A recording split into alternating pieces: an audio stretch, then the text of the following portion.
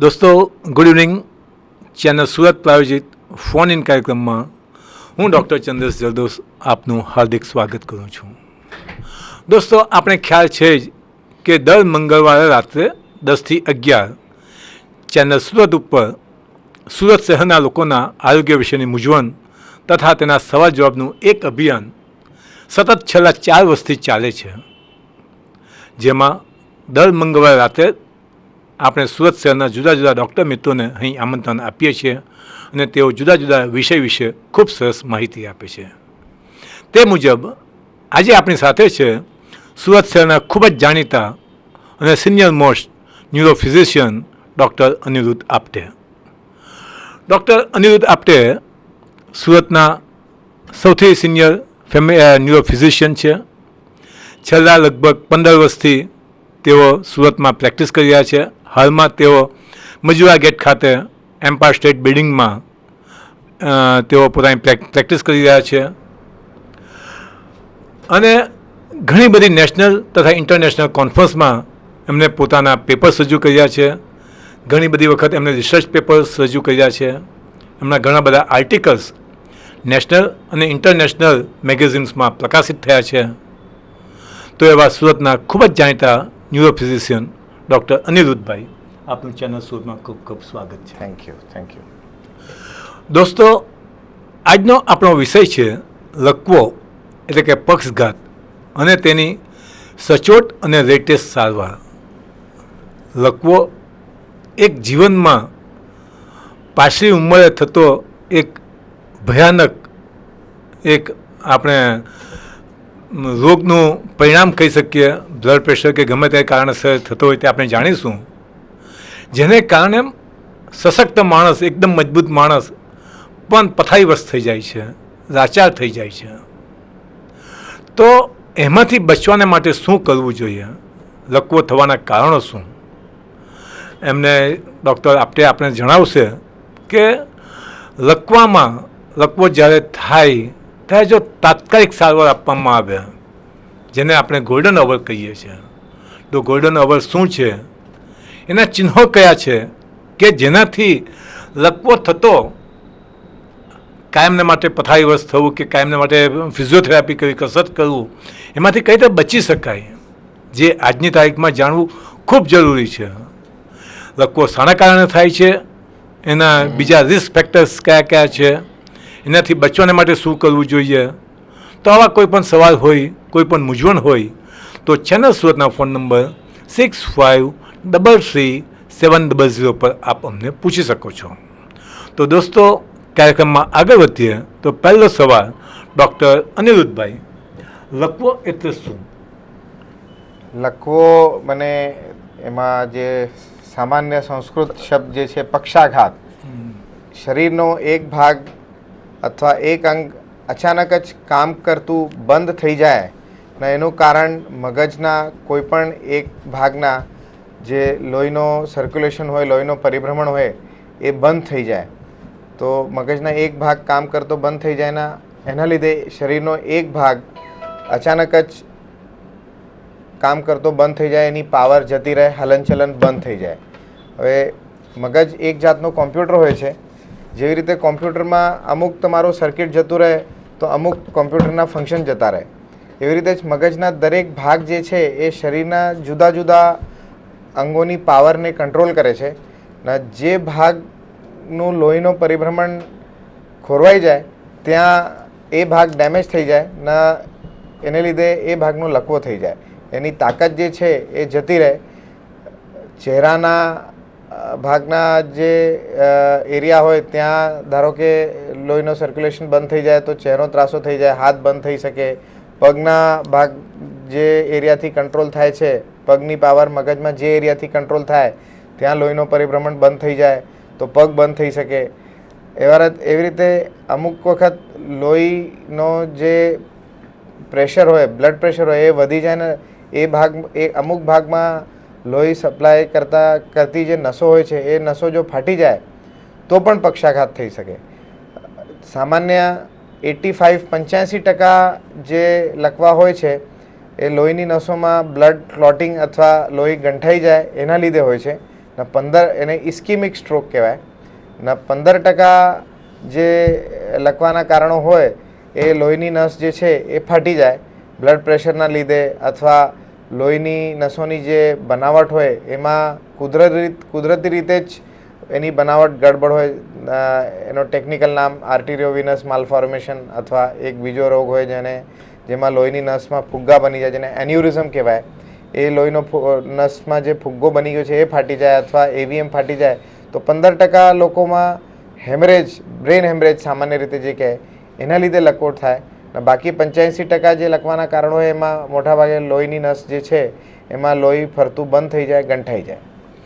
અનિરુદ્ધભાઈ, લકવો એટલે કોઈ એક હાથનો પણ થઈ શકે, કોઈ એક પગનો પણ થઈ શકે, કે એક હાથ અને પગ બંનેનો થઈ શકે, કે ડાબા શરીરના ભાગમાં થાય કે જમણા શરીરના ભાગમાં થાય, કે મોઢાનો, એ કયા પ્રકારના લકવા હોઈ શકે ખરા? મગજમાં જે ભાગની લોહીની નસ બ્લોક થઈ જાય એ ભાગ જે પણ શરીરના મગજનો એ પાર્ટ જે પણ શરીરના ભાગને કંટ્રોલ કરતો હોય છે એ ભાગનો લકવો થઈ શકે. ધારો કે મગજના પાછળના ભાગમાં લોહીની નસ બંધ થઈ જાય તો દેખાતું બંધ થઈ જાય, એક સાઈડનો તમારો વિઝન લોસ થઈ જાય. કારણ જે વિઝન છે એ મગજમાં સૌથી પાછળના ભાગ અહીંયાથી કંટ્રોલ થાય. જે ડાબી સાઈડમાં લોહીની નસમાં બ્લોકેજ હોય તો ડાબી સાઈડનો જે મગજ હોય એ માણસની સ્પીચને કંટ્રોલ કરે છે, સમજવાની ને બોલવાની શક્તિને કંટ્રોલ કરે. તો ઘણીવાર એવું થાય કે ખાલી જે બોલવાની શક્તિ કંટ્રોલ કરવાવાળો ભાગ હોય એ ભાગમાં લોહીનો પરિભ્રમણ ઓછું થઈ જાય તો માણસ સમજી શકે છે પણ બોલી નહીં શકે. અમુક વાર એવું હોય કે જે ભાગથી તમારો અન્ડરસ્ટેન્ડિંગ હોય, સમજવાની શક્તિ હોય, એ ભાગમાં લોહીનો પરિભ્રમણ બંધ થઈ જાય તો અન્ડરસ્ટેન્ડિંગ પાવર જતી રહે. તમે બોલી શકો, ગમે એ બોલી શકો, પણ તમારી અન્ડરસ્ટેન્ડિંગ નહીં રહે બિલકુલ. એવી રીતે જુદા જુદા ભાગનો જે ફંક્શન હોય એ ભાગમાં જો લોહીનો પરિભ્રમણ બંધ થઈ જાય તો અમુક ભાગ કામ કરતાં બંધ થઈ જાય. અને બીજી વસ્તુ, મગજમાં જે કંટ્રોલ હોય એ ઊંધું હોય. ડાબી સાઈડમાં લોહીની નસ બ્લોક થાય તો જમણી સાઈડનો લકવો થાય. જમણી સાઈડમાં લોહીની નસમાં બ્લોકેજ હોય અથવા એ નસ ફાટી જાય તો ડાબી સાઈડમાં લકવો થઈ જાય. તો મગજમાં ટૂંકમાં ક્રોસ કંટ્રોલ હોય છે. મેઇન જે છે ડાબી સાઈડમાં સ્પીચ સેન્ટર વધારે હોય. મેજોરિટી લોકો જે છે રાઈટ હેન્ડેડ પર્સન્સ હોય, જમણા હાથથી કામ કરવાવાળા લોકો હોય. આ લોકોમાં જે બોલવાની ને સમજવાની શક્તિ માટે જે સેન્ટર હોય જેને કે સ્પીચ સેન્ટર કહેવાય, સ્પીકિંગ એન્ડ અન્ડરસ્ટેન્ડિંગ બંનેના, એ સ્પીચ સેન્ટર લેફ્ટ સાઈડમાં હોય મેજોરિટી લોકોમાં. ડાબી સાઈડના લકવા, ધારો કે ડાબી સાઈડમાં મગજની નસમાં બ્લોકેજ થાય તો સ્પીચ જતી રહે ને રાઈટ સાઈડમાં પેરેલિસિસ થઈ જાય. આ માટે રાઈટ સાઈડના જે પેરેલિસિસ હોય એમાં રિકવરી થોડી સ્લો આવે, કારણ માણસ સમજી નહીં શકે, બોલી નહીં શકે. તો તમે એને લકવા થયા પછી ટ્રેનિંગ કે ફિઝિયોથેરાપી સારી રીતે એટલી આપી નહીં શકો, કારણ એ સમજતું બંધ થઈ જાય અથવા બોલતું બંધ થઈ જાય. એટલે જમણી બાજુનો લકવો મૂંગો લકવો કહેવાય, કે જમણી બાજુનો માણસનો જમણી હાથ અને જમણો પગ કામ કરતો બંધ થઈ જાય તો એ બોલતો પણ બંધ થઈ જાય, કે એના સ્પીચ સેન્ટર ડાબી બાજુ હોય છે, મગજના ડાબી બાજુમાં હોય છે. હવે ઘણા કારણ, અત્યારે ઘણી લકવાના ઘણા પ્રકાર, એક હાથ એક પગ, બંને હાથ બંને પગ, કે મોઢાનું પણ લકવું આવે. પણ સામાન્ય રીતે મોઢાનું લકવું હોય છે કે આપણે એને ફેશિયલ પાસ કહીએ તે જલ્દી રિકવરેબલ હોય છે, તો એનું કારણ શું હોઈ શકે? હવે એક બહુ જે સામાન્ય ભ્રાંતિ છે, ફેશિયલ પાલ્સી કરીને એક રોગ હોય, ઘણા લોકો એને લકવા સમજે છે. ટૂંકમાં લકવા જે શબ્દ છે એ મગજમાં લોહીની નસમાં બ્લોકેજ થાય એને લીધે જે તમારા શરીરનો અંગ એક કામ કરતું બંધ થઈ જાય એને લકવો કહેવાય, પેરેલિસિસ કહેવાય. દેટ ઇઝ સ્ટ્રોક કહેવાય. બેસિકલી ઇંગ્લિશમાં જે વર્ડ વાપરવામાં આવે ઇટ ઇઝ કોલ્ડ સ્ટ્રોક. ના જે ફેશિયલ પેરેલિસિસ કહેવાય, બેલ્સ પાલ્સી કહેવાય, એ જે જ્ઞાનતંતુની નસ હોય, જે 7મા નંબરની નસ હોય ને આ નસ ઉપર સોજો આવી જાય ને એને લીધે ચહેરાના એક ભાગના સ્નાયુ અથવા મસલ્સ કામ કરતાં બંધ થઈ જાય તો એને ફેશિયલ પેરેલિસિસ અથવા બેલ્સ પાલ્સી કહેવાય. આ બંને વસ્તુ એબ્સોલ્યુટલી જુદા છે. જે બેલ્સ પાલ્સી અથવા ખાલી મોઢાનો જે લકવો કહેવાય, લકવો જે શબ્દ છે એને માટે એપ્રોપ્રિએટ નથી, કારણ એ મગજમાં જે જ્ઞાનતંતુની નસ નીકળે છે મગજમાંથી 7મા નંબરની, એની ઉપર સોજો આવવાના લીધે ચહેરાના એક સાઈડના મસલ્સ કામ કરતાં બંધ થઈ જાય ને જે બેસિક સ્ટ્રોક કહેવાય, પેરેલિસિસ કહેવાય, એ મગજમાં લોહીની નસ બ્લોક થાય અથવા ફાટી જાય એને લીધે જે થાય એને પેરેલિસિસ અથવા સ્ટ્રોક કહેવાય. તો આ બંને વસ્તુ જુદા જુદા છે. ના જે જ્ઞાનતંતુની નસ ઉપર સોજો આવે એને લીધે જે ચહેરાની માંસપેશીઓ કામ કરતી બંધ થઈ જાય એની રિકવરી 90 to 95% કેસીસમાં ઘણી સારી થઈ જાય જો તમે ટાઈમસર સારવાર લઈ લો તો. પણ જે મગજમાં લોહીની નસનો બ્લોકેજ અથવા લોહીની નસ ફાટી જાય એને લીધે જો લકવો થાય તો એમાં એટલી ઝડપથી ને એટલી સારી રિકવરી એટલા બધા પર્સન્ટેજ લોકોમાં નહીં આવે. એટલે લકવો, લોહીની નસ અને જ્ઞાનતંતુની નસ એ બેમાં જે તકલીફ થાય તો એમાં પેરાલિસિસ અને બેલ્સ પાસે થતી હોય છે. બરાબર. હવે એના કારણો કયા કયા, લકવો થવાના કારણો કયા કયા? તમે એક કહ્યું કે માલ ફોર્મેશન કે એન્યુરિઝમ હોય, એ સિવાય બીજા કયા કયા કારણો હોઈ શકે? લકવા માટે ઘણા બધા રિસ્ક ફેક્ટર્સ છે. એમાં સૌથી ઇમ્પોર્ટન્ટના કોમન રીઝન છે બ્લડ પ્રેશર. બ્લડ પ્રેશર જે લોકોને હોય એમાં લકવા થવાની શક્યતા ઘણી બધી હોય છે. ડાયાબિટીસ સેકન્ડ ઇમ્પોર્ટન્ટ રીઝન છે. ઘણા લોકોને ડાયાબિટીસના બ્લડ પ્રેશર સાથે હોય છે. હાર્ટની પ્રોબ્લેમ જે લોકોને હોય, હાર્ટના વાલ્વની પ્રોબ્લેમ હોય, હાર્ટમાં એના હોલ હોય, કાણું હોય હાર્ટમાં, તો હાર્ટમાં લોહીના ગંઠા, હૃદયમાં લોહીના ગઠ્ઠા બની જાય, અથવા જે વાલ્વ ખરાબ હોય તો ત્યાં લોહીના ગઠ્ઠા બની જાય અને એ લોહીના ગઠ્ઠા છૂટા થઈને ઉપર મગજ સુધી જઈ શકે. તો આ એક ત્રીજો મેઇન કારણ છે. કોલેસ્ટ્રોલ જે લોકોને બહુ વધારે હોય એ લોકોમાં લકવા થવાની શક્યતા વધારે હોય છે. જે લોકોમાં ફેમિલી હિસ્ટ્રી હોય, પરિવારમાં કોઈ પણ સદસ્યને લકવો થયેલો હોય તો આ એક રિસ્ક ફેક્ટર છે. બીજો એક મોટો રિસ્ક ફેક્ટર છે સ્મોકિંગ. ઘણા લોકોને બીડી કે સિગરેટ પીવાની અથવા તંબાકુ ખાવાની ટેવ હોય છે, તો સ્મોકિંગ એક બહુ મોટો એના માટે રિસ્ક ફેક્ટર છે. તો આ બધા કોમન રિસ્ક ફેક્ટર છે. એની સિવાય ઘણા બધા કારણો છે જેને લીધે લકવો થઈ શકે. લોહીમાં હોમોસિસ્ટીન નામનો એક પદાર્થ હોય છે, એનું લેવલ ધારો કે વધી જાય તો લકવા થવાની શક્યતા વધારે હોય છે. આ બધા મેઇન કોમન કારણો હોય છે. અથવા લોહીની નસોમાં સોજો આવી જાય જેને અમે વેસ્ક્યુલાઇટિસ કહેવાય, તો વેસ્ક્યુલાઇટિસના લીધે લોહીની નસો બ્લોક થાય. અમુક વખત તમારો કોઈ એક્સિડન્ટ થઈ જાય નાનું મોટું અને એમાં લોહીની નસ જે અંદર ગળામાં પસાર થઈને અંદર મગજમાં જઈ રહી છે ત્યાં ગળામાં ઈજા થઈ જાય તો ત્યાં લોહીની નસ બ્લોક થઈ જાય, ફાટી જાય લોહીની નસ, એને ડિસેક્શન કહેવાય. આ બધા કારણો જે છે એને લીધે પણ લકવો મોટાભાગે થઈ શકશે. હા, તો બીજા વોર્નિંગ સિગ્નલ્સ કયા કયા? આપણે આ લકવો થવાના જે હોય, કામકાજ કરતું બંધ થઈ જાય, તો એના વોર્નિંગ સિગ્નલ્સ કયા કયા કે શરૂઆતમાં પેશન્ટને શું થાય? સૌથી મોટો વોર્નિંગ સિગ્નલ તો એ છે કે ઘણા લોકોને અમુક ટૂંક સમય માટે એક નાનો લકવાનો હુમલો આવી જાય ને એ 2-5 મિનિટમાં કે 15 મિનિટમાં જતો પણ રહે. That is the most important warning signal. સૌથી ઇમ્પોર્ટન્ટ વોર્નિંગ સિગ્નલ એ છે જેને અમે TIA કહેવાય, ટ્રાન્ઝિયન્ટ ઇસ્કિમિક એટેક. એમાં ટૂંક સમય માટે હાથ કામ કરતો બંધ થઈ જાય, પેશન્ટ કઈ વસ્તુ ઉચકી નહીં શકે, ને હાથમાં પેન પડી જાય, બટન નહીં મારી શકે, અને 5-10-15 મિનિટ આ પરિસ્થિતિ રહે ને ફરીથી હાથમાં પૂરી તાકાત આવી જાય. અમુક વાર બોલાતું બંધ થઈ જાય, પેશન્ટ કંઈ બોલવા માંગે પણ બોલાય નહીં, જીભમાં તોતરા પણ આવી જાય, ને શબ્દોની જે સ્પષ્ટતા છે એ સ્પષ્ટતા નહીં રહે. તો આના અમુક 15-20 મિનિટ, અડધો કલાકમાં આ શબ્દોની સ્પષ્ટતા ફરીથી આવી જાય. મોઢું જે ત્રાસું થઈ ગયું હતું એ મોઢું સીધું થઈ જાય. તો અમુક વખત પગ એવી રીતે પગ રહી જાય ને એની તાકાત પણ રિકવર થઈ જાય. તો આ બધા વોર્નિંગ સિગ્નલ્સ જે છે એને TIA કહેવાય, ટ્રાન્ઝિયન્ટ ઇસ્કિમિક એટેક. જે પણ દર્દીઓને, જે પણ પેશન્ટ્સને આ વોર્નિંગ સિગ્નલ આવે તો આ વોર્નિંગ સિગ્નલને તમારે લાઇટલી નહીં લેવું જોઈએ ને એની તાત્કાલિક તમારે સારવાર કરાવવું જોઈએ. કારણ આ વોર્નિંગ સિગ્નલ કુદરતે આપેલો અમારા માટે એક ડિફેન્સ મિકેનિઝમ જેવું છે. જેવી રીતે આ ટ્રેલર છે લકવાનો, એમ સમજી લો કે તમારે પૂરી પિક્ચર ના જોવાની હોય તો આ ટ્રેલર જોઈને તમે તાત્કાલિક એકદમ એલર્ટ થઈ જાઓ, ઇમિડિયેટલી તમારા ડૉક્ટર પાસે પહોંચીને એની સારવાર લઈ લો. કારણ ટાઈમસર જો એની સારવાર થઈ જાય તો મોટો લકવો થતાં અટકી શકે. એ TIA થાય એટલે લકવો થાય છે એવું ખરું કે ટીઆઈએ વગર પણ લકવો થઈ શકે? ટીઆઈએ વગર પણ લકવો થઈ શકે. જે કમનસીબ લોકો હોય એને ડાયરેક્ટ જ મોટો લકવો થઈ જાય. એવા પણ લગભગ 50-60-70% લોકો એવા હોય, મેજોરિટી લોકો એવા હોય કે 60 to 70% જેને ડાયરેક્ટ મોટો લકવો જ થાય. ખાલી 20-30% લોકોને આ વોર્નિંગ સિગ્નલવાળો નાનો લકવો આવે જે 10 થી 15 મિનિટમાં જતું પણ રહે.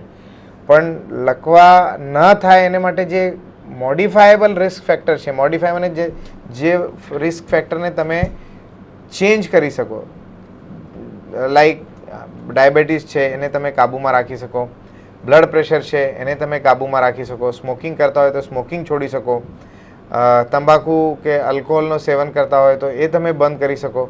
આ બધા રિસ્ક ફેક્ટર એવા છે જે તમે મોડિફાય કરી શકો. તો તમારી જે જીવનશૈલી છે, લાઈફસ્ટાઈલ છે, એ જીવનશૈલીમાં પરિવર્તન લાવીને તમે રિસ્ક ફેક્ટર, મોડિફાયેલ રિસ્ક ફેક્ટરને કંટ્રોલ કરી શકો. પણ નોન મોડિફાયેબલ રિસ્ક ફેક્ટર જે છે, જેમ કે એજ, ઉંમર is the single most important non modifiable risk factor. જેમ જેમ ઉંમર વધે તેમ તેમ લકવા થવાની શક્યતા વધે. જે તમારા જીન્સ, પારિવારિક, જો તમારી પરિવારમાં લકવા કોઈને થયેલા હોય તો આ હેરિડિટી પ્રમાણે અમુક લોકોને લકવા થવાની શક્યતા આ પેશન્ટ્સમાં વધારે હોય છે સામાન્ય પોપ્યુલેશન કરતાં. આ બધા નોન મોડિફાયેબલ રિસ્ક ફેક્ટર છે. અમુક લોકોને વ્હાઇટ્સમાં, બ્લેક્સમાં, એશિયન્સમાં એમાં પણ લકવાનો જે ઇન્સિડન્સ છે એ જુદું હોય છે. તો તમારા જેનેટિક મેકઅપ કેવા છે એના આધારે પણ એ ડિસાઇડ થાય કે લકવા જે છે એ અમુક રેસમાં વધારે થાય, બ્લેક્સમાં સૌથી વધારે થાય, પછી વ્હાઇટ્સમાં ઓછું થાય, એશિયન્સમાં મીડિયમ થાય. તો એવી રીતે આ જેનેટિક રિસ્ક ફેક્ટર છે જે તમે ચેન્જ નહીં કરી શકો. પણ લકવાથી જો બચવાના હોય તો તમે મોડિફાયેબલ રિસ્ક ફેક્ટર્સને તો કંટ્રોલ કરી જ શકશો. લકવો એટલે પક્ષઘાત, એટલે કે હાથ કે પગ કામ કરતો બંધ થઈ જાય.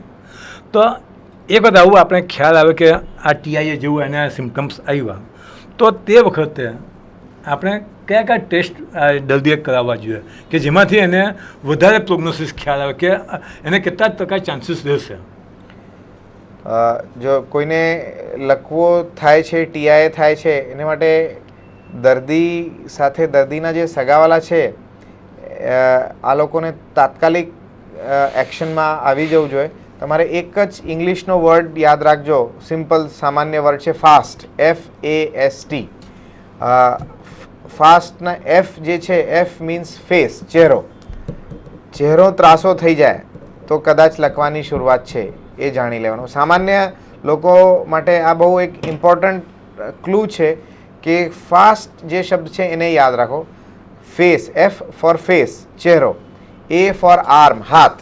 હાથમાં તાકાત ઓછી થઈ જાય અથવા ઝંઝણી અચાનક આવી જાય, ના તમે કંઈ વસ્તુ પકડવા માટે જાઓ તો એ વસ્તુ સુધી હાથ પહોંચી નહીં શકે અથવા બીજી જગ્યાએ જતો રહે અથવા ઉચકી નહીં શકે, તો હાથની તાકાત અથવા હાથનું ડાયરેક્શન અથવા હાથનું બેલેન્સ એ ગડબડ થઈ જાય તો આ લખવાના પહેલાં લક્ષણ છે.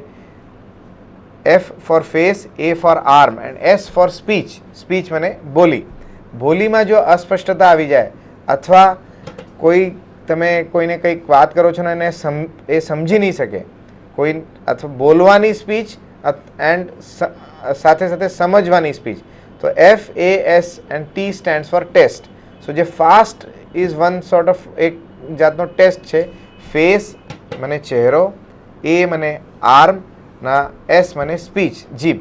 આ ત્રણ વસ્તુ જો તમે જોઈ લો તો મોટાભાગે ઘરના જે પણ સદસ્યો છે એ લખવાને તરત આઈડેન્ટિફાય કરી શકે.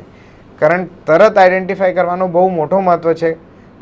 તાત્કાલિક તમે આ ટાઈપના લક્ષણો જ્યારે શરૂઆત થાય તો ડૉક્ટર પાસે દોડી પહોંચો તો લોહી પતલા કરવા માટે ટીકડીઓ કે ઇન્જેક્શનો એ બધું ડૉક્ટર જો ટાઈમસર આપી શકે તો ઘણી સારી રિકવરી થાય ને મોટો લકવો થતાં અટકી જાય. એના માટે જે ટેસ્ટ આવે છે, કોઈને પણ ટીઆઈએ થાય તો સૌથી પહેલે જે સૌથી કોમન ટેસ્ટ છે, ડૉક્ટર એની ક્લિનિકમાં બીપી તો માપી જ લે, ડાયાબિટીસ, શુગર, ગ્લુકોમીટરથી તપાસ કરી જ લે, પણ મેઇન વસ્તુ જે છે એ હોય છે સીટી સ્કેન. આજ આપણા શહેરમાં લગભગ 10 થી 12 જેટલા સીટી સ્કેન સેન્ટર છે. શહેરના જુદા જુદા વિસ્તારોમાં ઘણા બધા સીટી સ્કેન સેન્ટર છે.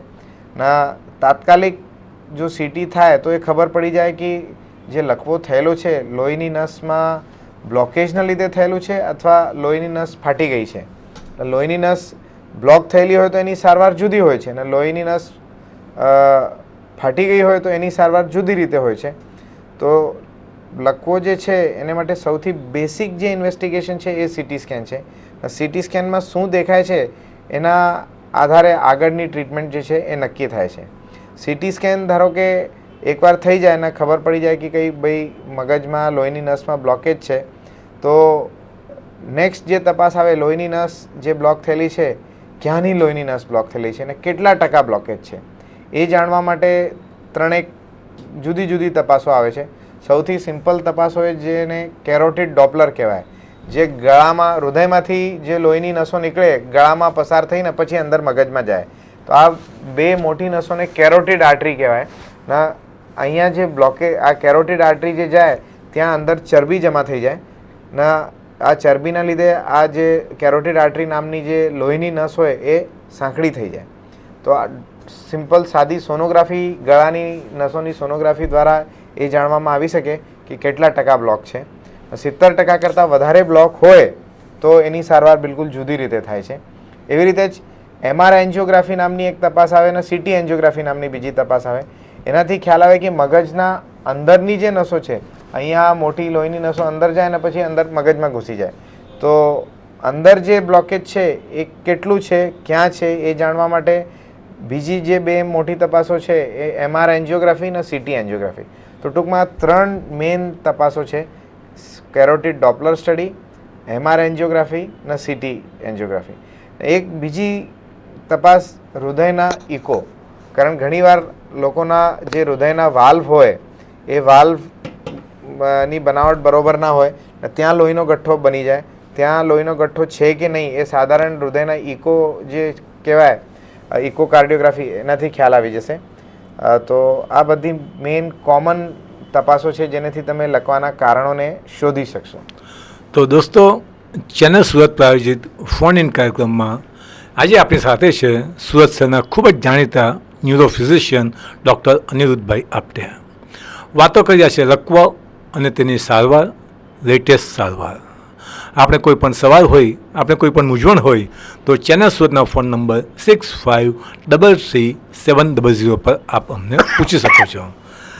ડૉક્ટર અનિરુદ્ધભાઈ, આ તમે CT સ્કેન કરાવો કે CT એન્જિયો કરાવો કે MRI એન્જિયો કરાવો, પણ એ વખતે સાથે સાથે લકવાની સાથે તમે બીજા કયા ડિફરન્શિયલ ડાયગ્નોસ, બીજું કયું મગજમાં હોઈ શકે કે આ અથવા આ પણ હોઈ શકે? સૌથી મેઇન કારણ તો જે લકવો હોય છે એક સાઈડના પક્ષાઘાત જે હોય, અચાનક હાથના પગ બંધ થઈ જાય તો એક સાઈડના હાથ ને એક સાઈડના પગ પૂરો બંધ થઈ જાય તો એમાં મોટાભાગે કોઈ મેજર ડિફરન્શિયલ ડાયગ્નોસિસ રહેતું નથી. એક જ ડિફરન્શિયલ ડાયગ્નોસિસ જે કોમનલી હોય, ઘણા લોકોને માનસિક તાણના લીધે, માનસિક બીમારીને લીધે હાથના પગ એ લોકોનો અચાનક બંધ થઈ જાય. પણ એમાં માનસિક ટેન્શનના લીધે હાથના પગની મૂવમેન્ટ બંધ થાય. મગજમાં લોહીની નસમાં જે સર્ક્યુલેશન હોય એ બંધ થઈ ગયું હોય એને લીધે હાથ કે પગ બંધ થતા નથી. તો ઘણીવાર સાયકેટ્રિસ્ટ પાસે લોકો જતા રહે ને સાયકેટ્રિસ્ટથી પછી ન્યુરોફિઝિશિયન પાસે પેશન્ટ આવે. જ્યારે સાયકેટ્રિસ્ટ કન્ફર્મ કરે કે હા ભાઈ આ લકવો નથી, આ સાયકોલોજીકલ પ્રોબ્લેમ નથી, ત્યાંથી પછી અમારી પાસે પેશન્ટ આવે. ઘણીવાર એવું હોય કે ટેન્શનના લીધે હાથના પગ બંધ થઈ જાય, અમે લોકો કન્ફર્મ કરીએ કે હા આ લોહીની નસનો સર્ક્યુલેશન બંધ થઈ ગયો છે એના લીધે નથી, તો સાયકેટ્રિસ્ટ પાસે પેશન્ટ જાય. That is the common differential diagnosis. એક મિનિટ ચેક થવા જોઈએ. હેલો. હેલો. હા બોલો જી. હા સર, મારા ફાધરને પાર્કિન્સન છે. હા. હેલો. હા બોલો જી. હા, મારા ફાધરને પાર્કિન્સન છે સર. હા હા. તો એમને તકલીફ વધારે પડે છે, રાત્રે સુવામાં ને શરીર ખેંચાય ને એવું વધારે તકલીફ પડે છે. હા. તો એના માટે શું કાળજી લેવી? જો પાર્કિન્સન્સ રોગ જે છે એ પાર્કિન્સન. હા, પાર્કિન્સન્સ ડિસીઝ જે છે એ લકવા કરતાં જુદો રોગ છે. ના પાર્કિન્સન્સ માટે ટ્રીટમેન્ટ જુદી આવે છે. તો એના માટે ઘણી બધી દવાઓ આવે છે. તો તમારા જે રેગ્યુલર ન્યુરોલોજીસ્ટ જેને તમે કન્સલ્ટ કરો છો એને મળીને પાર્કિન્સન્સની તમારે જે દવા ચાલે છે એ બતાવવું પડે ને પછી આ દવાઓમાં એડજસ્ટમેન્ટ કરાવવું પડે.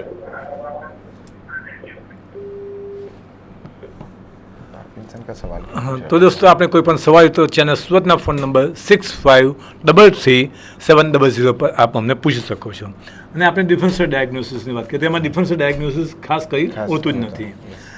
હવે તમે એમ જે કહો છો કે મગજની નસ બ્લોક થઈ ગઈ હોય, પણ આપણે જનરલી સામાન્ય મગજમાં તો સર્કલ ઓફ વિલ્સને કારણે આપણે બધી કોઈ પણ એક હાર્ટમાં એક સાઈડ એક જ ટ્રેક હોય છે, એ ટ્રેક બંધ થઈ જાય તો એટેક આવી શકે. પણ મગજમાં તો બંને બાજુથી નસ એકબીજાને સપ્લાય કરતી હોય છે, છતાં પણ આ એટેક આવી શકે ખરો? હા, આ એટેક આવી શકે ખરો. મગજ જેવી રીતે આપણે હાર્ટમાં બાયપાસ કરીએ છીએ એવી રીતે કુદરતે મગજમાં ઓલરેડી એક બાયપાસ બનાવીને આપેલું જ છે.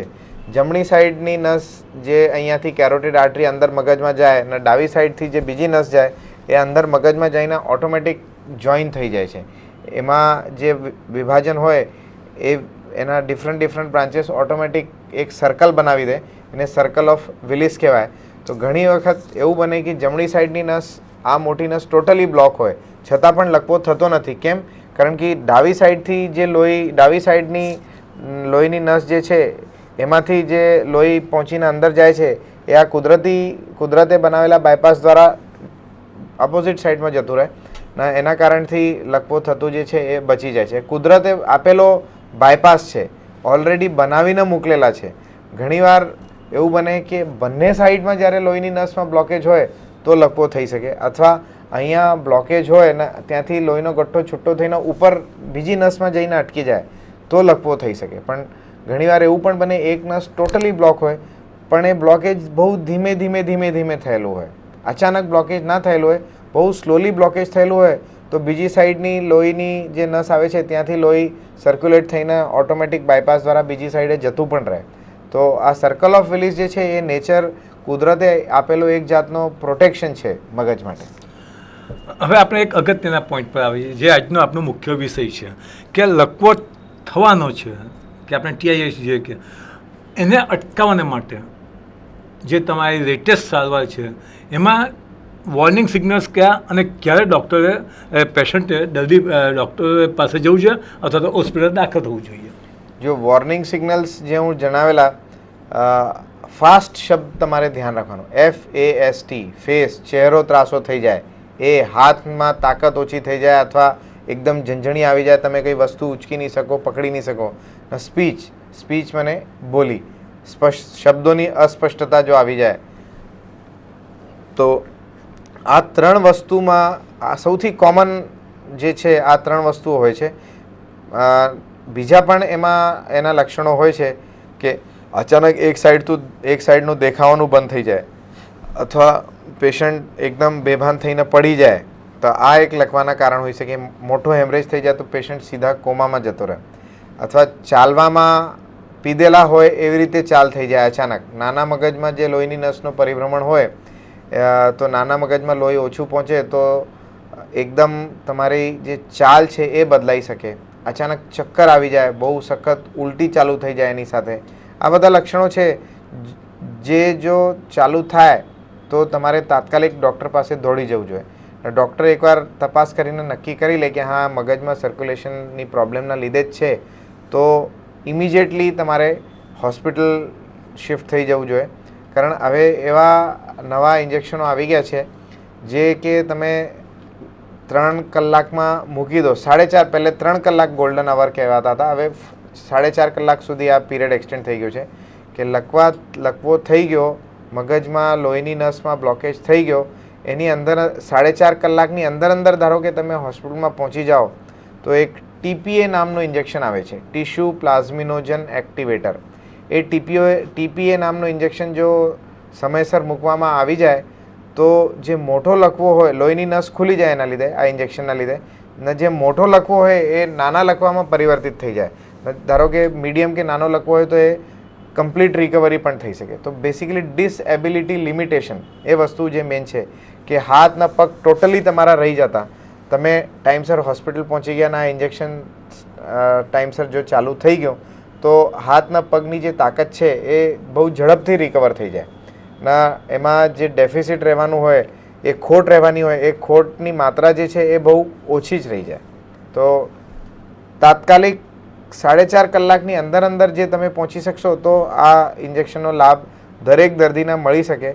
પણ એના માટે સૌથી અગત્યની વસ્તુ છે કે દર્દી અથવા દર્દીના સગાવાલે લકવો થઈ રહ્યો છે એ વસ્તુને રેકગ્નાઇઝ કરે સૌથી પહેલે. પછી આ રેકગ્નિશન થયા પછી એના જે ફેમિલી ફિઝિશિયન છે અથવા ફિઝિશિયન છે એની ગાઈડન્સ મુજબ એ તાત્કાલિક નજીકની હોસ્પિટલમાં પહોંચી જાય ને ત્યાં આ ઇન્જેક્શન જો આપવામાં આવી શકે તો જે મોટો લકવો છે એ નાના લકવામાં પરિવર્તિત થઈ શકે અથવા નસીબ બહુ સારું હોય તો કમ્પ્લીટ રિકવરી પણ થઈ શકે. એટલે આમાં ફેમિલી ડૉક્ટરનું અને ફિઝિશિયનનું પણ આમાં ખૂબ અગત્યનો રોલ છે કે એમાં વધારે સમય બગાડ્યા વગર વિધિન 4.5 hours 4.5 કલાકની અંદર જો દર્દીને ચોક્કસ સારવાર મળે તો આપણે ઘણા બધા મોટા પક્ષાઘાતમાંથી મોટા લકવામાંથી આપણે બચી શકીએ. અનિરુદ્ધભાઈ, કદાચ એ લકવો થવાનો નહીં હોય અને કદાચ એ ટ્રીટમેન્ટ અપાય તો કંઈ નુકસાન થઈ શકે ખરું? એ કઈ રીતે તમે જજ કરશો કે ખરેખર આમાં આ ટ્રીટમેન્ટની જરૂર છે જ કે આ કંઈક બીજું કંઈક વસ્તુ છે, એવું કંઈક આઈડિયા આવે ખરો? જો લકવો પહેલે તો સૌથી અગત્યની વસ્તુ છે કે આ લકવાના લીધે જ હાથના પગ રહી ગયા છે. આ ડાયગ્નોસિસ તમારું કરવાનું બહુ ઇમ્પોર્ટન્ટ છે. અમેરિકામાં એક સ્ટડી આવેલી હતી જેમાં માનસિક તાણના લીધે હાથના પગ રહી જાય ને એમાં યુનિવર્સિટી ઓફ જોર્જિયાની આ સ્ટડી હતી કે 25% લોકો ઇમરજન્સીમાં એવી રીતે પહોંચી ગયા ના આ 25% લોકોને ખોટી રીતે આ ઇન્જેક્શન આપવામાં આવી ગયા હતા. લકવા જેવા સિમ્ટમ હતા પણ ખરેખર એ જે લકવો હતો એ લોહીની નસમાં બ્લોકેજના લીધે નહીં હતો, એ માનસિક તાણના લીધે દર્દીના હાથના પગ એ બંધ થઈ ગયા હતા. ના આ હાથના પગ જે બંધ થઈ ગયા માનસિક તાણના લીધે ભૂલથી એને પણ આ ઇન્જેક્શન આપવામાં આવી ગયો કારણ કે બહુ ત્યાં એક્સપિરિયન્સ જે શરૂઆતની વાતો છે જ્યારે આ લકવાના ઇન્જેક્શનના એક્સપિરિયન્સ એ લોકોમાં એટલા નહીં હતા અને બહુ ઝડપથી એ લોકો ઇન્જેક્શન આપતા હતા ત્યારે 25% લોકોને ખોટો ઇન્જેક્શન આપવામાં આવેલો. પણ આ ખોટી રીતે ઇન્જેક્શન આપવામાં આવેલો એને લીધે કોઈ નુકસાન થયેલું નથી સિવાય ઇકોનોમિક નુકસાન, કારણ આ ઇન્જેક્શન બહુ મોંઘું આવે છે. અમેરિકામાં ત્યાં તો બધા ઇન્શ્યોર્ડ હોય છે, આ લોકોને આ ઇન્જેક્શન આપવામાં આવે છે. પણ અહીંયા 90% જે જનસંખ્યા છે અનઇન્શ્યોર્ડ છે. તો for us to commit mistake is a very difficult proposition I must સે. આપણે જે તમે આ વાતો કરી રહ્યા છો કે એક ટિશ્યુ પ્લાઝમિનોજન એન્ટીજન એ તમે જે આપો છો આ ઇન્જેક્શન આપણે હાર્ટમાં પણ આપતા હતા, તો એ વખતે કદાચ જો હાર્ટમાં પણ જો કંઈક બ્લોક હોય તો એમાં પણ કંઈ ફાયદો થઈ શકે ખરો? હા, એવી સ્ટડીઝ પણ છે કે જ્યારે TPA નામનું ઇન્જેક્શન જે છે એ મગજ માટે આપવામાં આવે ત્યારે હાર્ટમાં પણ એ થોડી મદદ તો કરે છે, પણ હાર્ટમાં એ વખત લોહીનો ગઠ્ઠો બનેલો હોય તો એને ઓગળી શકે, પણ ત્યાં ચરબીના લીધે જે ક્ષાર જમા થઈ ગયો જે પ્લાક્સ કહેવાય એ પ્લાક્સને ઓગળાવી નહીં શકે આ ઇન્જેક્શન. ત્યાં લોહીનો ગઠ્ઠો જે ઓલરેડી જસ્ટ તાજો બનેલો હોય તો એને ઓગળાવી શકે, પણ જે ચરબીની જમાવટ છે એ ચરબીને નહીં કાઢી શકે આ ઇન્જેક્શન. એક વખત આપણે આ ઇન્જેક્શન આપ્યું, આજે દર્દીને જે આમ વીકનેસ આવી ગઈ કે બોલવામાં તકલીફ પડી કે એની આમની મુવમેન્ટમાં કે હાથ પગની મુવમેન્ટમાં એને જ પ્રોબ્લેમ થયો અને આ ઇન્જેક્શન આપ્યું અને એ વસ્તુ ક્યોર થઈ ગઈ, તો આની ઇફેક્ટ ક્યાં સુધી રહેશે? આ ઇફેક્ટ પાછી એને લખવાની અસર થઈ શકે કે આની અસર ઓછી થઈ જાય પછી? આ ઇન્જેક્શન જ્યારે આપવામાં આવે ત્યારે આ ઇન્જેક્શનનો જે અસર છે એ તાત્કાલિક હોય છે. એ ઇન્જેક્શન લોંગ ટર્મ પ્રોટેક્શન આપતો નથી. લોંગ ટર્મ પ્રોટેક્શન માટે તમારે જે લોહી પતલા કરવાની જે ટેબ્લેટ્સ છે, એસ્પ્રિન છે, ક્લોપિડોગ્રેલ નામની દવા છે, અને ચરબી ઘટાડવા માટે સ્ટેટિન્સ નામની જે દવાઓ છે, આ લોંગ ટર્મ પ્રોટેક્શન માટે આ દવાઓ તમારે લેવું પડે. જે ઇન્જેક્શન છે એ ઇમરજન્સી કેસમાં તાત્કાલિક સારવાર માટે જ કામ લાગે છે. એકવાર આ ઇન્જેક્શન આપી જાય તો ભવિષ્યમાં બીજો લકવો ના થાય એના ખિલાફ આ ઇન્જેક્શન પ્રોટેક્શન આપતો નથી. એટલે એવી કોઈ ગેરંટી નહીં કે આ આપ્યું છે તો 1 મહિના પછી કદાચ નહીં થાય કે 2 મહિના પછી પણ પાછું કદાચ થઈ શકે ખરું થઈ શકે. કે ત્યાંની જે પેથોલોજી છે એ પેથોલોજી જ્યાં નુકસાન છે ત્યાં તો નુકસાન એમને એમ જ રહી છે પણ ઇમરજન્સી એ આપણે ટાળી શકીએ છીએ. બરાબર. આ એક વખત આપીએ પછી બીજી આપણે કઈ સાવચેતી રાખવી જોઈએ? એક વખત આપણે આ ઇન્જેક્શન આપી દીધું પછી આપણે બીજી કઈ દવા આપીએ અથવા પેશન્ટે કાળજી લેવી જોઈએ કે જેનાથી એ બચી જાય, એમાંથી ભવિષ્યના મોટા આઘાતમાંથી બચી જાય. આ ઇન્જેક્શન આપ્યા પછી સૌથી મોટી જે સાવચેતી છે એ તો લોહી પતલા કરવાની જે દવાઓ ડૉક્ટર પ્રિસ્ક્રાઇબ કરે એ તમારે નિયમિત લેવાની. બીજી વસ્તુ પ્રેશરના ડાયાબિટીસ જો હોય દર્દીઓને તો એ પ્રેશરના ડાયાબિટીસને એકદમ સ્ટ્રિક્ટલી કંટ્રોલ કરવાનું છે. ના કોઈ બીજા કારણ મળી જાય લખવા માટે, ધારો કે હોમોસિસ્ટીન નામનો પદાર્થ જે હું કહેતો હતો પહેલે એ વધેલું હોય એનો લેવલ, તો હોમોસિસ્ટીન ડાઉન કરવા માટે જે વિટામિન્સની દવાઓ આવે છે એ તમારે લેવાની.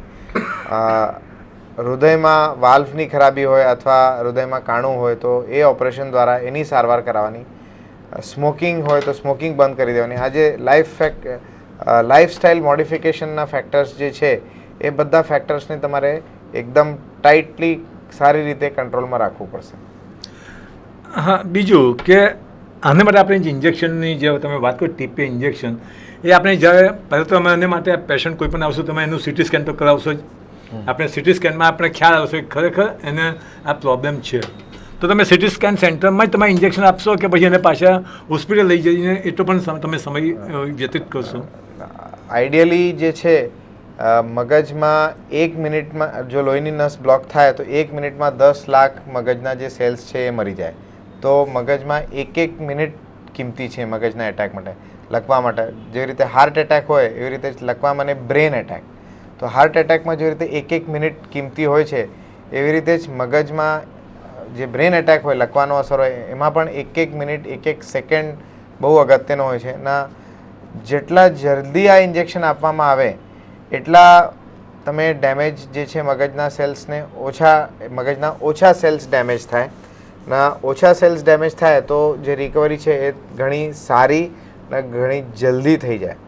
તો જ્યારે અમે સીટી સ્કેન કરીએ છીએ, સીટી સ્કેનમાં ખ્યાલ આવી જાય કે મગજની નસ બ્લોક થઈ ગઈ છે, મગજની નસ ફાટી નથી, તો ત્યાંના ત્યાં જ અમે ઇન્જેક્શનનો પહેલો ડોઝ મૂકી દઈએ. જે ટોટલ ડોઝ વજન પ્રમાણે અમારે કેલ્ક્યુલેટ હોય છે એમાં 10% ડોઝ જે છે એ ત્યાંના ત્યાં સીટી સ્કેનની ટેબલ પર જ આપવામાં આવી જાય. પછી બાકી જે 90% ડોઝ છે એ બોટલમાં અને ઇન્ફ્યુઝન પંપમાં નાખીને 1 કલાકમાં આપવામાં આવે છે. એ અમે આઈસીયુમાં કે અથવા ઇમરજન્સીમાં પેશન્ટને લઈને પછી ત્યાં આ ડોઝ પૂરો કરીએ છીએ. પણ પહેલો જે બોલસ ડોઝ કહેવાય, જે 10% ઇમિજિએટ ડોઝ છે એ સીટી સ્કેનની ટેબલ પર જ મોટા ભાગે અમે લોકો અહીંયા આપી દઈએ છીએ. એટલે જે બોલસ ડોઝ જે સીટી સ્કેન સેન્ટરમાં આપું છું ત્યારથી જ આપણી એક્શન ચાલુ થઈ જાય છે અને એને પાછું તે રિવર્સ એનો જે એટેક હોય છે તે પાછો રિગ્રેસ થવા માંડી જાય છે. એક વખત લકવો થઈ ગયો, આપણે કોઈક પેશન્ટ દર્દી છે તે ગોલ્ડન અવરમાં આવ્યો નહીં અને એક વખત એને લકવો થઈ ગયો, પછી એની ટ્રીટમેન્ટમાં કંઈક ફેર પડે અને આપણે શું ટ્રીટમેન્ટ આપશો? એક વખત લકવો થઈ ગયો અને મગજના અમુક સેલ્સ ધારો કે ડેમેજ થઈ ગયા તો પછી આ ઇન્જેક્શન કામમાં નહીં લાગે. ના પછી જે રૂટીન લોહી પતલા કરવાવાળી દવાઓ, સામાન્ય દવાઓ છે, બીપી કંટ્રોલ કરવા માટે દવાઓ છે, ડાયાબિટીસ કંટ્રોલ કરવા માટે દવાઓ છે, આ બધી દવાઓ જ કામ લાગે. અને કુદરતી રીતે ધીમે ધીમે જે બ્રેન છે એ પોતાને રિપેર કરે. જેવી રીતે અમારે અહીંયા કોઈક વાગી જાય ને ચામડી જે છે એ ઘાવ રૂજાઈ જાય કુદરતી રીતે, એવી રીતે જ મગજ પણ પોતાને ધીમે ધીમે ધીમે કરીને રિપેર કરે. પણ એ રિપેરની પ્રોસેસ જે છે એ બહુ સ્લો હોય છે. ના મોટાભાગે કમ્પ્લીટ રિપેર કોઈ દિવસ થતું નથી. કોઈક ખોટ રહી જાય, હાથ પગ બિલકુલ બંધ થઈ ગયા હોય તો ચાલતા થઈ જશે, હાથ પગ હલતા થઈ જાય, દર્દી ચાલી પણ શકે પણ એની જે ચાલ છે એ બગડેલી હોય, એ લચક આવી જાય, પગ ઘસડી ન ચાલે, ના રિકવરી પૂરી ના થાય. તો ગોલ્ડન અવર પછીના દર્દીઓ માટે અમારી પાસે જે દવાઓ છે એ દવાઓ બીજો એટેક ના આવે એના માટે વધારે કામ લાગે. જે લકવો થઈ ગયો છે એ લકવો કુદરતી રીતે ધીમે ધીમે કરીને સારો થશે. એને માટે ગોલ્ડન અવર પછી અમારી પાસે કોઈ એવી દવાઓ નથી વિશેષ કરીને જે થયેલો લકવોને સુધારી શકે. જે સુધાર થવાનો છે એ ધીમે ધીમે કુદરતી રીતે જ થવાનો છે. તો દોસ્તો, ચેનલ સુરત પ્રાયોજિત ફોન ઇન કાર્યક્રમમાં આજે આપણી સાથે છે સુરત શહેરના ખૂબ જ જાણીતા ન્યુરો ફિઝિશિયન ડૉક્ટર અનિરુદ્ધભાઈ આપટે. વાતો કરી રહ્યા છે લકવો અને તેની સચોટ અને લેટેસ્ટ સારવાર. દોસ્તો, આપણે કોઈ પણ સવાલ હોય, કોઈ પણ મૂંઝવણ હોય તો ચેનલ સુરતના ફોન નંબર 65333700 પર આપ અમને પૂછી શકો છો. તો કાર્યક્રમના અંતિમ તબક્કામાં આગળ વધીએ. ડૉક્ટર અનિરુદ્ધભાઈ, આ લકવો જે થાય છે અમુક વખત સ્પાઇનલ કોર્ડમાં થાય કે કેન્સરની ગાંઠ થાય, ને કેન્સરની ગાંઠ પણ છે ને તે નસ જ્ઞાનતંતુને અસર કરે, દબાવી દે છે, અને એને લીધે પણ જે પગ કામ કરતા બંધ થઈ જાય છે, અને એ આપણે ટ્યુમર કાઢી નાખીએ તો એ પછી પાછું એ રિકવરી આવી શકે ખરી? એ જે ગાંઠના કેન્સરની ગાંઠના લીધે અથવા બીજી કોઈ સામાન્ય ગાંઠના લીધે જે કરોડરજ્જુ ઉપર દબાણ હોય તો એ ઓપરેશન દ્વારા દબાણ દૂર કરવામાં આવે તો મોટાભાગે હાથના પગ જે રહી ગયા હોય એની તાકાત ધીમે ધીમે ધીમે આવી જાય. આ ટાઈપનો જે લકવો તાકાત જે ઓછી થઈ ગઈ હતી એનું કારણ ડાયરેક્ટ નસની ઉપરનું દબાણ હતો. નસની ઉપર લોહીની નસો, જે જ્ઞાનતંતુની નસો જે છે એ દબાઈ જાય ટ્યુમરને લીધે તો તાકાત ઓછી થઈ જાય. મગજમાં જે લોહીની નસોમાં સર્ક્યુલેશન બ્લોક થાય એને લીધે લકવો થાય એની સારવાર બિલકુલ જુદી હોય છે. ટ્યુમર્સ જે હોય એ ઓપરેશન દ્વારા કાઢવામાં આવે તો જે તમારી ડેફિસિટ રહી ગઈ હતી ટ્યુમરના લીધે એ મોટાભાગે ઘણીવાર સારી રીતે આવી જાય. કેન્સરના ટ્યુમર જે હોય, બ્રેન ટ્યુમર અથવા સ્પાઇનલ કોર્ડ ઉપર કોઈ કેન્સરની ગાંઠ હોય એમાં રિકવરી એટલી સારી આવતી નથી. કારણ એક તો કેન્સરના ટ્યુમર તમે ગમે એટલા પૂરા કાઢવાની પ્રયાસ કરો થોડુંક તો રહી જ જાય, અમુક સેલ્સ રહી જાય ને એ ફરીથી રીગ્રો થઈ જાય. પણ નોન કેન્સરસ ટ્યુમર્સ જે હોય અને એના લીધે કરોડરજ્જુ ઉપર દબાણ હોય, મેનિન્જિયોમાં જેનું સૌથી કોમન એક્ઝામ્પલ છે, એ ટાઈપના ટ્યુમર જો તમે કાઢી લો તો તાકાત હાથ પગની ઘણી વાર સારી રીતે આવી જાય. અથવા લિમ્ફોમા નામનું કોઈ ટ્યુમર હોય ને જે એ દવાથી ઓગળી શકાય. લિમ્ફોમા નામનું ટ્યુમર હોય એને તમે દવાથી ઓગળાવી શકો, રેડિયેશન આપી શકો તો કરોડરજ્જુનું દબાણ ઓછું થઈ જાય અને હાથ પગ ચાલતા થઈ જાય. પણ એક વખત જે ટ્યુમરને લીધે જે નસ પર દબાણ આવી ગયું છે, નસ કામ કરતી બંધ થઈ ગઈ છે, અને જો ટ્યુમર કાઢી નાખીએ તો ભવિષ્યમાં કસરતથી એમાં પાછી રિકવરી આવી જવાની શક્યતા રહી છે ખરી? ઘણી સારી રિકવરી આવવાની શક્યતા રહે છે. અનિરુદ્ધભાઈ, આપણે વાતો કરી, એક વખત લકવો થઈ ગયો છે, આપણે ગોલ્ડન અવર પસાર થઈ ગયો છે, દવાથી આપણે કરીએ છીએ. આ ઉપરાંત ફિઝિયોથેરાપી અને યોગા અને કસરત એનું એમાં કેટલું મહત્ત્વ છે? ફિઝિયોથેરાપી ને યોગ ને કસરતનું ઘણું મહત્ત્વ છે. ફિઝિયોથેરાપીથી જે તમારી મસલ્સ ડેમેજ નહીં થયેલી હોય એ મસલ્સને તમે સારી રીતે ડેવલપ કરીને ઘણા બધા ફંક્શન્સ તમારા રિટર્ન થઈ શકે.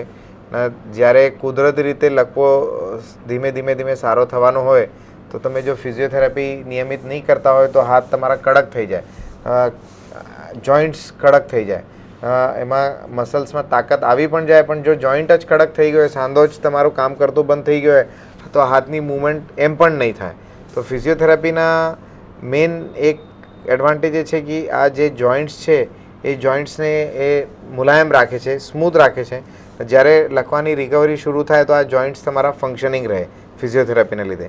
પછી ફિઝિયોથેરાપીને લીધે બેલેન્સ ટ્રેનિંગ આપવામાં આવે છે. તો લકવાને લીધે ઘણા લોકોને બેલેન્સ નહીં રહે તો એ બેલેન્સ ધીમે ધીમે આવી શકે. યોગ પ્રાણાયામથી પણ સેમ બોડીની જે ફ્લેક્સિબિલિટી છે એ મેન્ટેન રહે. અને જ્યારે લકવો રિકવર થાય અને બોડી ફ્લેક્સિબલ હોય તો તમે હાથના પગ એ ધીમે ધીમે શરીરનો લોડ લઈ શકશે. આપણે ફિઝિયોથેરાપી, આપણો હાથ કે પગ કામ કરતા બંધ થઈ ગયા છે તો આપણે કસરત કરીને પણ એને આપણે ફિઝિયોથેરાપીથી પણ આપણે એને લાવી શકીએ. પણ બોલવાનું જે બંધ થઈ જાય છે, આપણે જમણી બાજુનો લકવાની જે વાત કરી એમાં બોલવાનું બંધ, કેમ કે એના સ્પીચ સેન્ટર આપણા ડાબી બાજુના મગજમાં હોય છે. તો ત્યાં એ બોલવાનું આપણે પેલામાં કઈ રીતે પાછું રિકવરી થઈ શકે?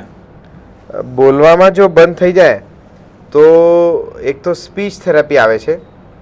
સ્પીચ થેરાપી તમે સ્પીચ થેરાપી માટે સ્પેશિયલ ટ્રેન્ડ જે છે સ્પીચ પેથોલોજીસ્ટના બોલવા શીખવાવાળા ડૉક્ટરો આવે છે.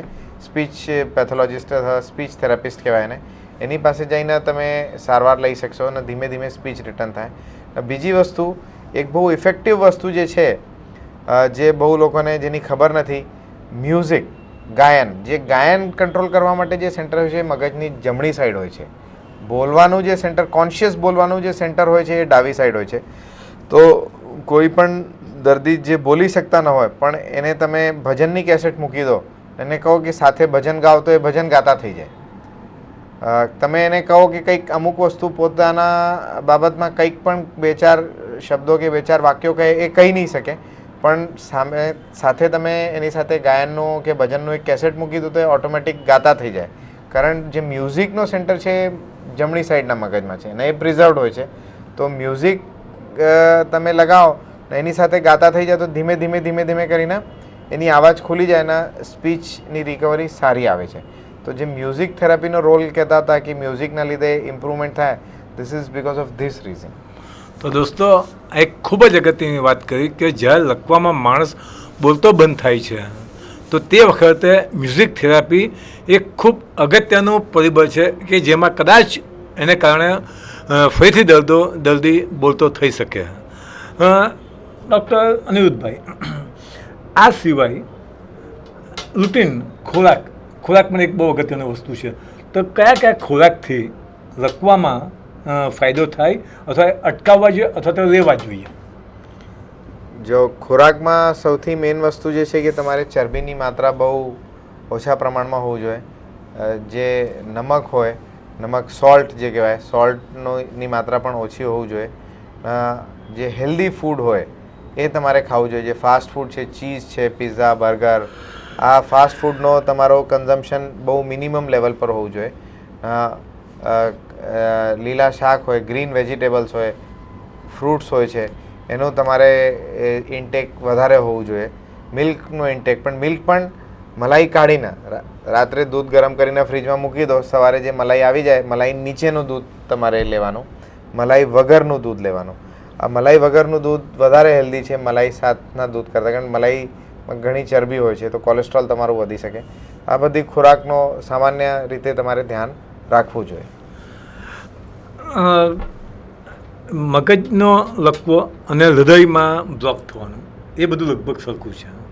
તો આપણે મગજ આ હૃદયમાં જેમ આપણે ટીપી આપણે એન્ઝાઇમ્સના ઇન્જેક્શન આપીએ છીએ, ત્યાર પછી આપણે સ્ટેન્ટ મૂકતા થયા.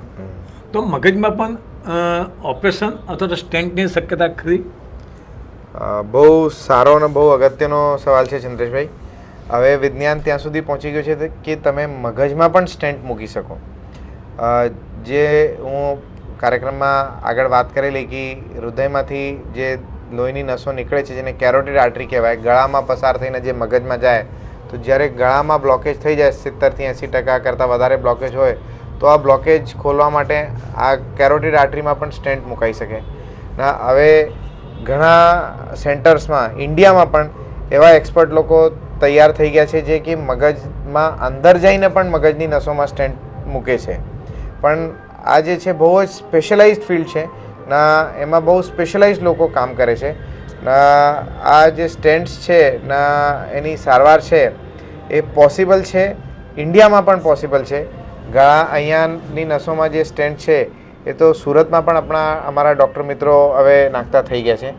પણ મગજની અંદરની નસોમાં સ્ટેન્ટ જે છે એ અમુક સ્પેશિયલાઇઝડ સેન્ટર્સ પર જ લોકો નાખે છે, કારણ ત્યાંના લોકો આ કામમાં વધારે ટ્રેન્ડ છે. પણ ઇન્ડિયામાં પણ આ ટાઈપની સારવાર અવેલેબલ છે. એટલે સ્ટેન્ટ મૂકવાથી પાછું બ્લડ સપ્લાય પાછો પુનઃ સ્થાપિત થઈ જાય છે અને પછી એને પાછું એટેક આવવાની શક્યતા ઓછી થઈ જાય છે. તો એ કેટલો વખત એક કામ કરશે? એમાં પણ એવું ખરું કે એક વખત આપણે સ્ટેન્ટ મૂક્યો તો એની લાઈફ કેટલી? સ્ટેન્ટ એકવાર મુકાઈ જાય તો મોટાભાગે લાઈફ લોંગ જ હોય છે. તમારે ખાલી અમુક વાર વચ્ચે ડોપલર કરીને એ જોવું પડે કે એમાં રીસ્ટિનોસિસ તો નથી થયેલું. અને એકવાર સ્ટેન્ટ મૂકવામાં આવે તો પછી લોહી પતલા કરવાવાળી દવાઓ તો સાથે સાથે ચાલુ જ રહે છે. લોહી પતલા કરવાવાળી દવાઓ સાથે ચાલુ રહે તો સ્ટેન્ટ બંધ થવાની શક્યતા ઘણી ઓછી હોય છે. આપણે હૃદયમાં સાદો સ્ટેન્ટ અને દવાવાળું સ્ટેન્ટ, તો હવે મગજમાં પણ એવા સ્ટેન્ટ છે ખરા, સાદો સ્ટેન્ટ સેમ ટાઈપના સ્ટેન્ટ મગજ માટે પણ આવે છે ને એ વધારે ઉપયોગી હોય છે, વધારે વધારે લાંબો સમય તેનો ઇફેક્ટ રહેતી હોય છે. તો એક વખત લકવો થાય તો એ કાયમને માટે લકવો રહી ખરો કે પછી એને ઘણા આપણે દર્દીઓને જોતા હોય છે કે આમ લાકડીથી ચાલતા હોય ને આમ એને પગ થોડી ઘણી રેસિડ્યુઅલ ઇફેક્ટ રહી જતી હોય છે. તો એ રેસિડ્યુઅલ ઇફેક્ટ નહીં રહેવાને માટે તમે કોઈ ટિપ્સ આપી શકો ખરા? રેસિડ્યુઅલ ઇફેક્ટ નહીં રહેવા માટે સૌથી મેઇન વસ્તુ છે કે તમારે લકવો બહુ મોટો થાય એના પહેલે જ તમારે ડૉક્ટરને પાસે પહોંચીને વોર્નિંગ સિગ્નલ ધારો કે મળતા હોય તો ડૉક્ટર પાસે પહોંચીને સારવાર લઈ લેવાની. બીજી વસ્તુ કે ધારો કે લકવો થાય તો ઇમિજિએટલી હોસ્પિટલ દોડી જવાનું ને ત્યાં ઇન્જેક્શન મૂકવા માટે જો તમારી તૈયારી હોય તો ઇન્જેક્શન મુકાવી લેવાનું. તો જે મોટો લકવો છે એ નાના લકવામાં પરિવર્તિત થઈ જાય તો તમારી જે ડેફિસિટ છે એ બહુ ઓછી થઈ જાય. આ બે વસ્તુનો ખ્યાલ તમારે મેઇનલી રાખવું જોઈએ. તો ફરી એકવાર કે જ્યારે લકવો આવવાનો છે તેના કયા કયા સિમ્ટમ્સ છે તે જરાક ફરી એકવાર અમારા દર્શક મિત્રોને જરાક જણાવી દો ને. જે લકવા આવવાના મેઇન સિમ્ટમ્સ, જે પહેલે વસ્તુ ફરીથી કહું છું, fast face, arm and speech test. ચહેરો ત્રાસુ થઈ જાય, હાથ કામ કરતા બંધ થઈ જાય અથવા સારી રીતે કામ ના કરે, બટન નહીં મારી શકે, પેન નહીં પકડી શકે, લખી નહીં શકે.